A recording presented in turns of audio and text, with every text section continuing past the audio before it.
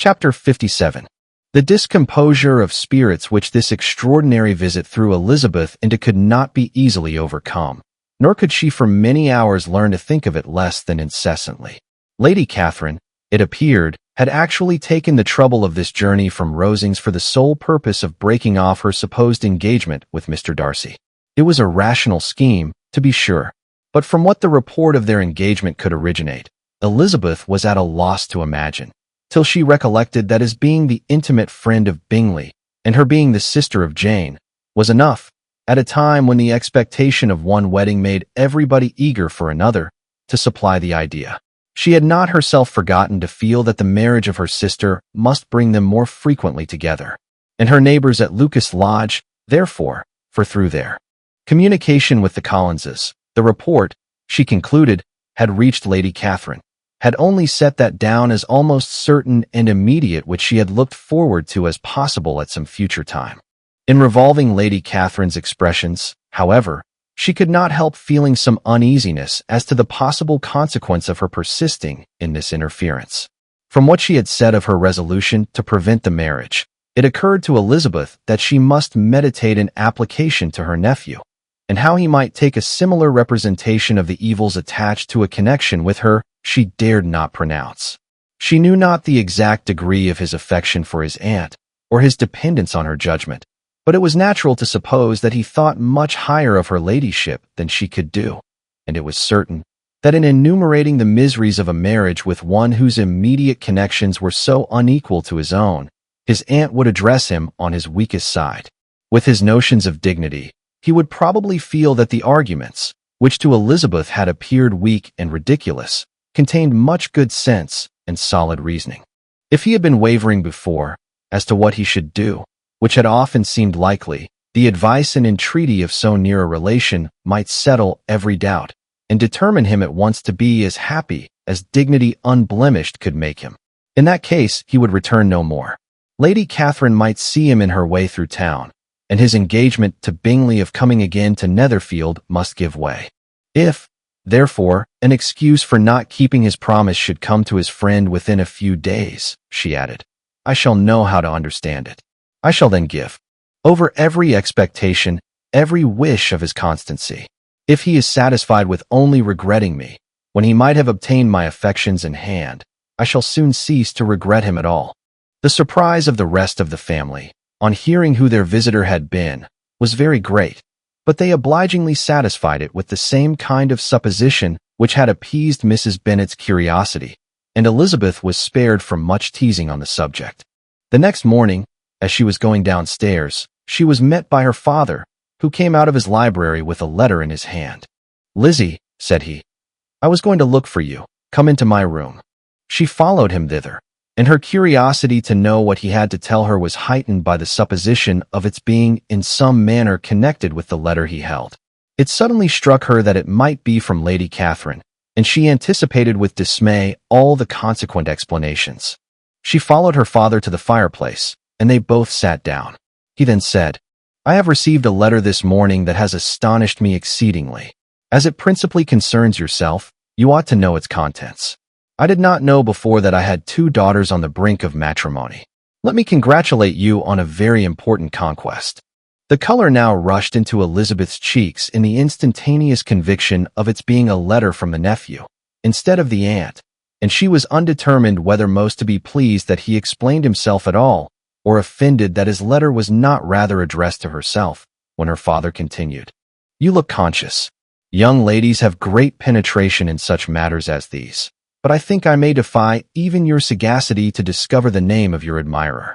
This letter is from Mr. Collins. From Mr. Collins. And what can he have to say? Something very much to the purpose, of course. He begins with congratulations on the approaching nuptials of my eldest daughter, of which, it seems, he has been told by some of the good-natured, gossiping Lucases. I shall not sport with your impatience by reading what he says on that point. What relates to yourself is as follows. Having thus offered you the sincere congratulations of Mrs. Collins and myself on this happy event, let me now add a short hint on the subject of another, of which we have been advertised by the same authority. Your daughter Elizabeth, it is presumed, will not long bear the name of Bennet, after her eldest sister has resigned it, and the chosen partner of her fate may be reasonably looked up to as one of the most illustrious personages in this land. Can you possibly guess, Lizzie, who is meant by this?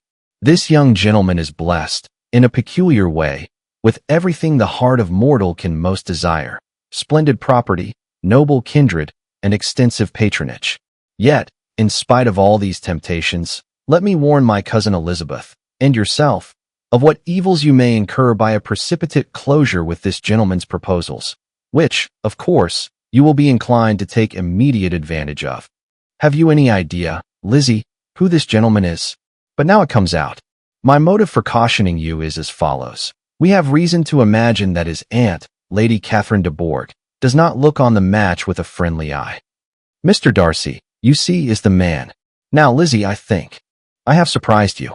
Could he, or the Lucases, have pitched on any man, within the circle of our acquaintance, whose name would have given the lie more effectually to what they related? Mr. Darcy, who never looks at any woman but to see a blemish, and who probably never looked at you in his life. It is admirable. Elizabeth tried to join in her father's pleasantry, but could only force one most reluctant smile. Never had his wit been directed in a manner so little agreeable to her. Are you not diverted? Oh yes. Pray read on.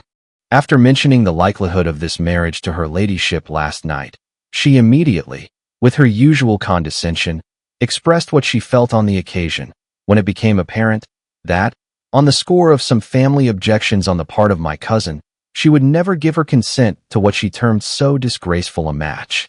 I thought it my duty to give the speediest intelligence of this to my cousin, that she and her noble admirer may be aware of what they are about, and not run hastily into a marriage which has not been properly sanctioned. Mr. Collins, moreover, adds, I am truly rejoiced that my cousin Lydia's sad business has been so well hushed up, and am only concerned that their living together before the marriage took place should be so generally known. I must not, however, neglect the duties of my station, or refrain from declaring my amazement at hearing that you received the young couple into your house as soon as they were married. It was an encouragement of vice, and had I been the rector of Longbourn, I should very strenuously have opposed it. You ought certainly to forgive them as a Christian, but never to admit them in your sight, or allow their names to be mentioned in your hearing. That is his notion of Christian forgiveness. The rest of his letter is only about his dear Charlotte's situation, and his expectation of a young olive branch. But, Lizzie, you look as if you did not enjoy it. You are not going to be missish, I hope, and pretend to be affronted at an idle report. For what do we live, but to make sport for our neighbors, and laugh at them in our turn? Oh, cried Elizabeth, I am exceedingly diverted. But it is so strange. Yes, that is what makes it amusing. Had they fixed on any other man, it would have been nothing. But his perfect indifference and your pointed dislike make it so delightfully absurd. Much as I abominate writing, I would not give up Mr. Collins's correspondence for any consideration. Nay, when I read a letter of his, I cannot help giving him the preference even over Wickham, much as I value the impudence and hypocrisy of my son-in-law. And pray, Lizzie, what said Lady Catherine about this report? Did she call to refuse her consent? To this question his daughter replied only with a laugh, and as it had been asked without the least suspicion, she was not distressed by his repeating it. Elizabeth had never been more at a loss to make her feelings appear what they were not. It was necessary to laugh when she would rather have cried. Her father had most cruelly mortified her by what he said of Mr. Darcy's indifference, and she could do nothing but wonder at such a want of penetration, or fear that, perhaps, instead of his seeing too little, she might have fancied too much.